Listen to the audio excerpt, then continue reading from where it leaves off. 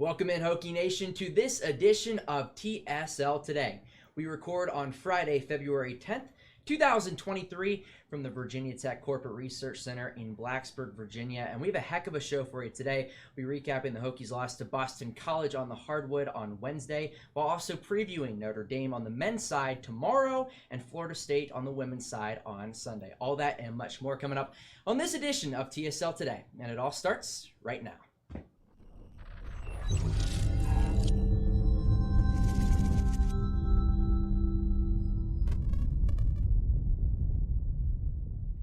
Welcome back to this edition of TSL Today. Again, we record on Friday, February 10th, 2023 from the Virginia Tech Corporate Research Center in Blacksburg, Virginia.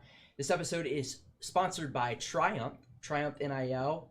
You may have to help me out, but I believe recruit, retain, reward. Correct. Is that correct, Mr. Heater? That is nice. correct. So I'm Carter Hill. That's Giovanni Heater. Obviously, we have swapped roles today. Kyle Marshak, today's best podcast producer in the land, is behind the scenes. Again, we're going to be talking everything today. Hokies lost to Boston College on the men's side on Wednesday, and then we'll preview Notre Dame for tomorrow, and then Florida State on the women's side on Sunday. So, Mr. Heater, let's get right into things. Virginia Tech, man. On the men's side on Wednesday, 82-76, Hokies fall to Boston College for the fifth straight time and have yet to beat them under Mike Young. What went wrong on Wednesday night? Ball couldn't go in the hoop, Carter. Yeah. That was the biggest thing that went wrong, and it's tough because a handful of times this season we've seen the Hokies struggle to score, and it just seems like in the games where the Hokies struggle to score, somebody that doesn't usually play particularly jaw-dropping on the other side ends up going off. And that was Quentin Post for Boston College on Wednesday night. Bad recipe when one guy's dropping 24 on you, having a heck of a game, and you can't get the ball to go in the hoop. Quentin Post actually didn't play in that earlier season loss to Boston College up in Chestnut Hill. But yeah, he torched the Hokies on Wednesday. Virginia Tech, that first half, man, that was rough. Not only could they not buy a bucket, they weren't even settling into an offense. They weren't very good defensively, and they continued to turn the ball over as well. Just not a good night for the Hokies. Boston College, they were averaging 5 threes a game coming into that night. They hit 7 in the first half and hit 12 for the game.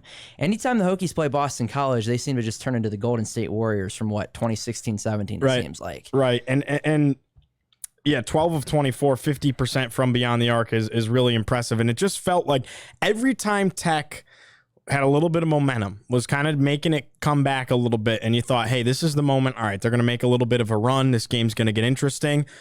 Just another dagger down at the other end of the floor. And Boston College sinks another shot that you're just like, how are they not missing right now?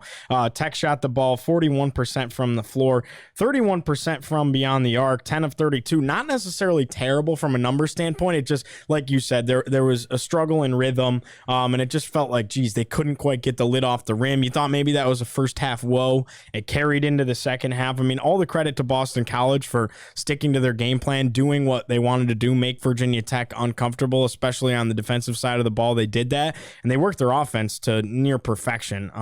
They wanted to spread Virginia Tech out defensively. Their coach talked about that in the post-game press conference, and they wanted to kind of reverse the court a little bit, spread them out, push it to one side, and then get it all the way and swing it to the other side and have those open looks. And they did just that. And they dropped 82, which is not an easy thing to do. No, especially not in Castle Coliseum. You mentioned some of these. Virginia Tech shot 42% from the field. 31% from three is very, very telling. And then just 67% from the free throw line. 14-21 is not going to win you games. They also were out rebounded with ease against the Eagles, 40-30 in favor of Boston College. Grant Basile, season high 33 points. Great night on Wednesday evening inside Castle Coliseum, but it just wasn't enough. I go back to the threes in the first and second half. Virginia Tech, yes, they did not settle into an offense. They had open looks. They just didn't fall. Yeah. And they were eventually able to get it inside to Basile, but at that point you're down, they were down 12 at halftime, I want to say. Right.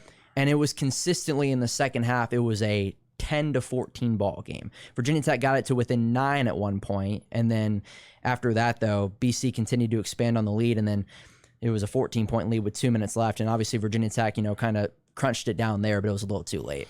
I think Couture just struggled to find his rhythm. They did a really good job keying in on him defensively, but he did have open looks and just couldn't quite knock him down. And I think the other thing that affected this game in some ways, we know how good MJ Collins has been as of late, a real big contributor on this team, really has come on and emerged the last 3 to 4 weeks in this season. I think that mask obstructed his ability. I mean, he played 29 minutes, but statistically didn't really do much, struggled a little bit defensively. I just think that mask obstructed his comfort. And again, that obstructed him from kind of easing into the game and figuring things out. But Basile was fantastic. And it's Mike Young talked about it. It's unfortunate that, that performance gets hindered and overshadowed by a loss because 33 points is nothing to slouch at, and that is really impressive. And without Basile, what would this game have looked like?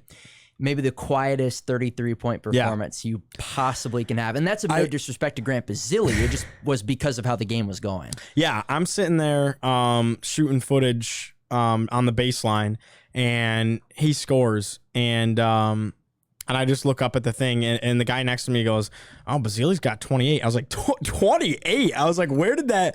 I didn't even follow that the whole game. And then I look up, I'm like, holy cow, he's got 28. And that was the point where a moment later, he had that quick 5-point stretch, which helped Tech close it all the way down to 4 at one point. Yeah. With 16 seconds left, they brought it down to 4. Yeah, 4 with 20 seconds left. Yeah. And so that was big. But again, just the gap was too big, and they almost tried to make another miracle comeback like they did against NC State. Same kind of situation, a minute 10 left, and they're down by 10. Yeah, just couldn't quite close that gap.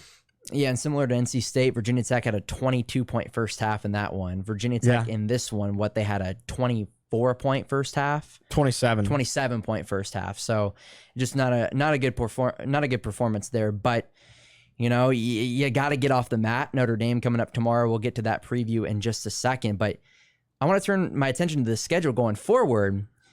People are talking about the bubble may have burst for Virginia Tech. In all honesty, that probably is the case. You have 7 games left in the regular season now. Then you have the ACC tournament. What do you think the Hokies have to do to potentially try and find their way in? I hate to say it, but you either got to win out or win the ACC tournament now. I mean, there's the room for error. We said this. There was such little room for error, and you had to win the games you were supposed to win and then pull off an upset or two as well. They pulled off that upset. They beat UVA, but then they drop a dud against Boston College. You had to win the games you were supposed to win. And winning out looks very difficult when you have to go on the road and play Duke at Cameron. Now, Duke hasn't really been that great down the home stretch. You gotta go to Cameron. But you still got to go to Cameron. Yeah, and the Hokies have yet to win a road game. So Notre Dame's looking tough, even though the place is going to be half empty. Yeah, jeez. And you want to keep it optimistic and say, maybe if they one loss and you win some in the tournament, I think you're looking at you have to win out or you have to win the ACC tournament. And the difference between people say well, they did it last year, they could win the ACC tournament. It's the difference is last year is they were on fire. They had won 9 of their last 11. Yeah. There was a stretch where they won 6 in a row, and it was they're on fire. They it was weird that they lost the last regular season game to Clemson. That was kind of a fluke, and that put pressure on the tournament. And it was this just doesn't have the same feel of momentum.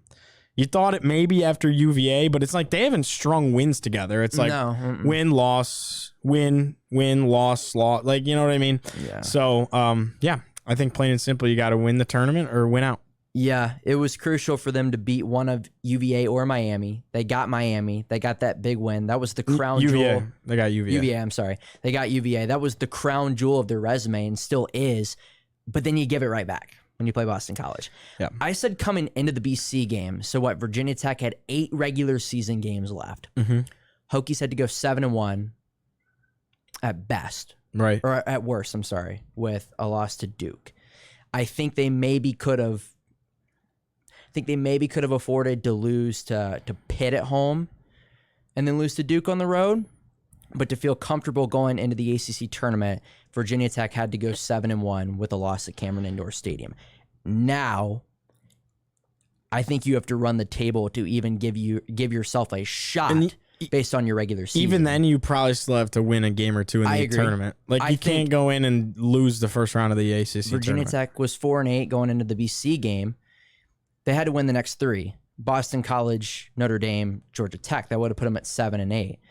If they had finished the regular season 11-9 with a loss to Duke on the road in Durham at Cameron Indoor Stadium, they probably would have felt pretty good going into the ACC tournament. Now, like you said, they could win the next 7, and that would be their only glimmer of hope based on the regular season, but you still wouldn't feel good about things. So, yeah, Right. I think you got to win the next 7 to feel decent about it, or like you said, you just got to run the table in Greensboro and win the ACC tournament, which, again, people aren't thinking about. Tech's 4-9 in the ACC. Sure, you may say, well, they did it last year, but right now they'd be playing on day 1 in Greensboro. Yeah. So they'd have which to makes win it harder. 5 games in a row to win the ACC tournament. And the ACC's better this year. Yeah. Across the board, like, yeah. Well, the other thing, Tech didn't really, yes, the ACC's better, but Tech didn't really get a cakewalk last year either. No, they didn't. They had to beat the top 3 seeds. They had to Notre beat the Dame, top 3 Carolina, seeds. Duke. But Granted, I don't think Notre Dame was that great. no, Carolina and Duke are hard to beat, and they beat Carolina and Duke. they played their best game too. All right, Yeah. well, let's see what's coming up with Notre Dame. Let's go ahead and step aside. We'll come back for a second segment if that works for you. Does that sound good, Mr. Heater? Sounds good, brother. Sounds good. All right, Drew and I will be right back. We'll preview Virginia Tech Notre Dame coming up tomorrow from South Bend. And then on Sunday, the Tech women facing off against the 19th ranked Florida State Seminoles inside Castle Coliseum. It's TSL Today on a Friday from Blacksburg. Don't go anywhere. We'll be right back. Woo!